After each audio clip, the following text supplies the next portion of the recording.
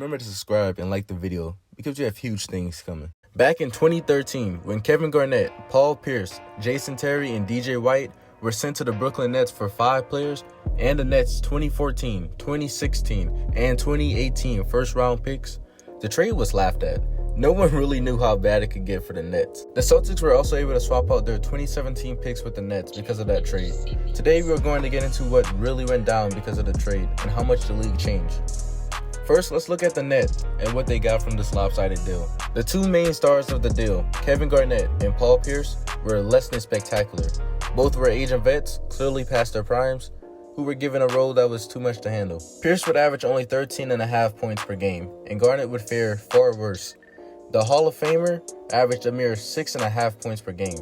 The Nets would finish the year 44-38, but by the next season, Pierce would be on the Washington Wizards. The Celtics pulled off one of the biggest deals in NBA history. They traded aging veterans who did not have too much left in the tank for a haul of first-round picks that would ultimately become Jason Tatum, Romeo Langford, Jaylen Brown, and other role players that have proved to become significant parts of their team.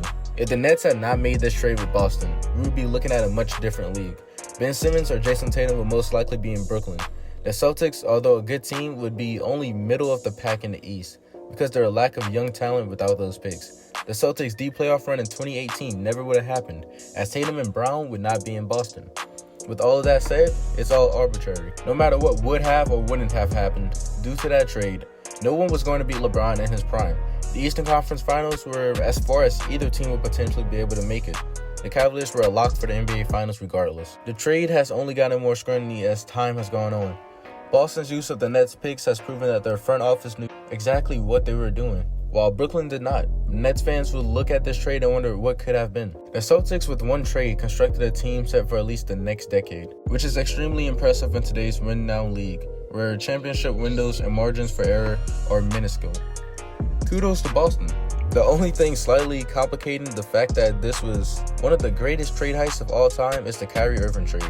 When the Celtics traded Isaiah Thomas for Kyrie Irving in 2017, they gave up the last Nets pick from their haul to the Cavaliers. Although it initially seemed like it may have worked out for Boston, Kyrie left in the end to none other than the Brooklyn Nets. Although this wasn't part of the initial trade, the fact that the Nets ended up recouping a part of the initial deal, and more if you count the signing of KD that came with Kyrie Irving, may make some fans think twice about the outcome of the deal. However, in my opinion, when you look specifically at what was included in the initial deal, Boston clearly shortchanged the Nets in the end. Remember to subscribe and like the video because we have huge things coming.